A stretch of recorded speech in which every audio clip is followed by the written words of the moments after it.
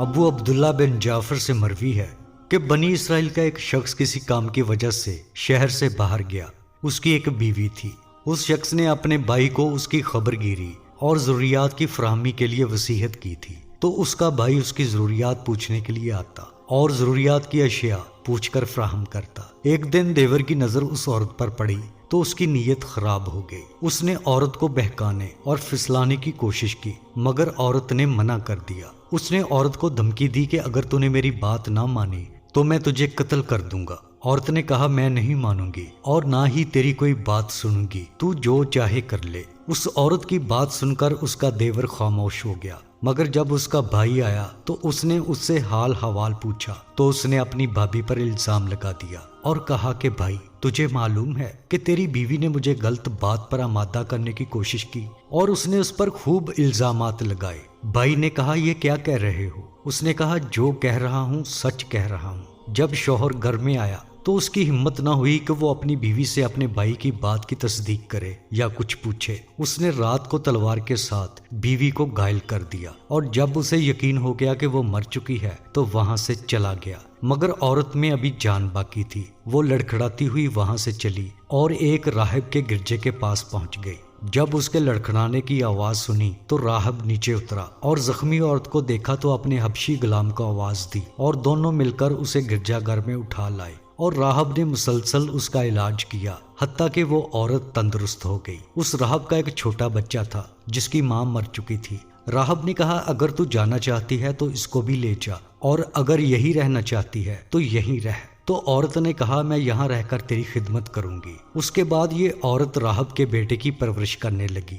ایک دن اس عورت پر راہب کے حبشی غلام کی نیت خراب ہو گئی۔ اس نے عورت کو کہا اگر تو نے میری بات نہ مانی تو میں تجھے قتل کر دوں گا۔ عورت نے کہا تو جو چاہے کر گزر، لیکن میں تیری بات ہرگز نہیں مانوں گی۔ جب رات ہوئی تو حبشی غلام نے اس کے پاس سوئے ہوئے راہب کے بچے کو قتل کر دیا، اور راہب کے پاس جا کر بولا کیا تمہیں معلوم ہے کہ اس خبیث عورت نے تیرے بیٹے کے ساتھ کیا کیا؟ راہب ڈر گیا۔ اس نے پوچھا بتاؤ تو کیا ہوا؟ اس نے کہا کہ اس عورت نے تیرے بیٹے کو ذبح کر دیا۔ یہ سن کر راہب وہاں آیا اور اس نے اپنے بیٹے کو خون میں لت پت دیکھا اور عورت سے پوچھا یہ سب کیا ہے؟ اس نے کہا مجھے نہیں معلوم، البتہ تیرے غلام نے مجھے قتل کی دھمکی دی تھی۔ یہ کہہ کر اس عورت نے پورا واقعہ بتا دیا۔ راہب نے کہا مجھے تیرے معاملے میں شک ہو گیا ہے، اب تیرا یہاں رہنا مجھے پسند نہیں۔ یہ 50 دینار لے اور جہاں تجھ سے ممکن ہو وہاں چلی جا۔ یہ عورت وہ دینار لے کر چل پڑی حتیٰ کہ ایک بستی میں آ کر رکی۔ وہاں دیکھا کہ ایک شخص کو سولی دی جا رہی ہے۔ وہاں حاکم اور لوگ جمع تھے۔ اس عورت نے حاکم سے کہا کہ میں اگر تجھے 50 دینار دوں تو کیا اس شخص کو چھوڑ دے گا؟ اس نے کہا لاؤ مجھے دینار دو۔ اس عورت نے 50 دینار حاکم کو دیے اور اس نے آدمی کو چھوڑ دیا۔ اس بچنے والے شخص نے کہا جو کچھ تو نے میرے لیے کیا ہے ایسا کوئی کسی لیے نہیں کرتا۔ میں تجھ سے الگ نہیں ہوں بلکہ زندگی بھر تیری خدمت کروں گا۔ اس کے بعد وہ دونوں چلتے چلتے سمندر کے کنارے آ گئے۔ لوگ کشتیوں میں سوار ہو رہے تھے، چنانچہ یہ دونوں بھی سوار ہو گئے۔ یہ عورت خوبصورت بھی تھی۔ جب کشتی والوں نے اسے دیکھا تو آدمی سے پوچھا یہ عورت تیری کیا لگتی ہے؟ اس نے کہا میرا غلام ہے۔ پوچھنے والے کی نیت خراب ہو گئی۔ اس نے پوچھا کیا تو اسے بیچے گا؟ اس نے کہا مجھے اس کی فروخت پسند نہیں، کیونکہ اگر میں اس کو فروخت کروں گا اور جب اس کو معلوم ہوگا تو اسے بہت تکلیف ہوگی، کیونکہ وہ مجھ سے محبت کرتی ہے اور اس نے مجھ سے عہد بھی لیا ہے کہ میں اسے فروخت نہیں کروں گا۔ دوسرے نے کہا کہ چپ چاپ سے بیچ کر چلا جا اور اسے مت بتا۔ اس مرد نے عورت کو بیچ دیا اور ڈھیر سارا مال لے کر چلا گیا۔ اس خرید و فروخت پر کشتی کے مسافر گواہ بن گئے، اور عورت عورتوں کے حصے میں تھی، اسے کچھ پتہ نہ تھا۔ جب کچھ سفر طے ہو گیا تو خریدنے والے نے اٹھ کر عورت کو بتایا تو یہ عورت بولی اللہ سے ڈر، میں تو آزاد عورت ہوں۔ آدمی نے کہا کہ اپنی بات کو چھوڑ دو، وہ تیرا مالک جو تھا وہ تجھے چھوڑ گیا ہے، اب تو اسے نہیں پا سکتی۔ اتنے میں کشتی میں دوسرے مسافر بھی آ گئے۔ انہوں نے کہا اے اللہ کی دشمن، اس شخص نے تجھ کو خرید لیا ہے، ہم اس کے گواہ ہیں۔ اس عورت نے کہا تمہارا ستیہ ناش ہو، اللہ سے ڈرو، میں ایک آزاد عورت ہوں، میرا کوئی مالک ہرگز نہیں۔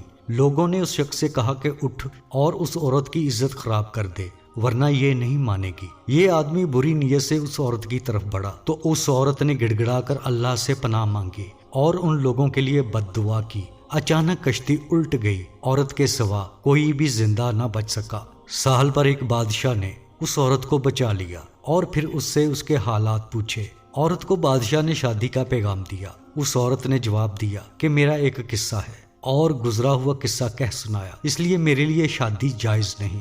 بادشاہ نے اسے اپنے گھر میں عزت سے رکھا اور کبھی ملکی امور میں کوئی پریشانی ہوتی تو بادشاہ اس عورت سے آ کر مشورہ کرتا اور اس کے مشورے میں برکت پاتا۔ حتیٰ کہ بادشاہ کی موت کا وقت قریب آ گیا تو اس نے اپنے اہل مملکت کو جمع کیا اور پوچھا کہ میں تمہارے لیے کیسا بادشاہ تھا؟ لوگوں نے کہا رحم دل باپ کی طرح تھے، اللہ آپ کو جزائے خیر دے۔ پھر پوچھا کہ میرے احکامات اور فیصلے شروع سے آخر تک کیسے تھے؟ لوگوں نے کہا نہایت سمجھداری اور دانش مندی کے فیصلے تھے۔ بادشاہ نے کہا میرے سارے فیصلے اس عورت کے مشورے سے ہوتے تھے اور میں نے تمہارے لیے ایک اور فیصلہ کیا ہے۔ لوگوں نے پوچھا وہ کیسا فیصلہ ہے؟ تو بادشاہ نے کہا میرے بعد حکمران یہ عورت ہوگی، اور لوگوں نے اسے منظور کر لیا اور پھر یہ عورت اس کی ملکہ بن گئی اور بادشاہ کا انتقال ہو گیا۔ عورت نے تمام لوگوں کو جمع ہونے کا حکم دیا تاکہ لوگ اس سے بیعت کر لیں۔ لوگ جمع ہونے لگے اور وہ دیکھتی رہی، لوگ بیعت کرتے رہے۔ اس کے سامنے سے سارے لوگ گزرتے گئے، اس کے سامنے اس کا شوہر اور دیور بھی گزرے۔ اس نے حکم دیا کہ ان دونوں کو علیحدہ کھڑا کر دو۔ اس کے بعد سولی سے بچنے والا شخص گزرا تو اس نے اسے بھی علیحدہ کھڑا کر دیا، اور پھر راہب اور اس کا غلام گزرے تو اس نے انہیں بھی علیحدہ کر دیا۔ جب سب لوگ چلے گئے تو اس عورت نے ان تمام لوگوں کو بلایا اور اپنے شوہر سے مخاطب ہو کر بولی کیا تو مجھے جانتا ہے؟ شوہر نے کہا واللہ صرف اتنا کہ تو ہماری ملکہ ہے۔ اس نے کہا کہ میں فلانی تیری بیوی ہوں اور تیرے بھائی نے مجھ سے ایسا سلوک کیا تھا۔ اس عورت نے اس کے بھائی کی بات بتائی اور کہا اللہ بخوبی جانتا ہے کہ جب سے میں تجھ سے جدا ہوئی ہوں میرے قریب کوئی بھی مرد نہیں آیا۔ اس کے بعد اس کے بھائی کو بلا کر اس کے قتل کا حکم دیا۔ اس کے بعد راہب کو بلایا اور کہا جس چیز کی ضرورت ہو مجھ کو بتا دینا، اور راہب کو اس کے غلام اور اس کے بچے کے قتل کا واقعہ بتایا اور پھر اس کے غلام کو قتل کرنے کا حکم دیا۔ اس کے بعد اس عورت نے سولی سے بچنے والے شخص کو بلوایا اور اسے بھی قتل کیے جانے اور سولی پر چڑھانے کا حکم جاری کر دیا۔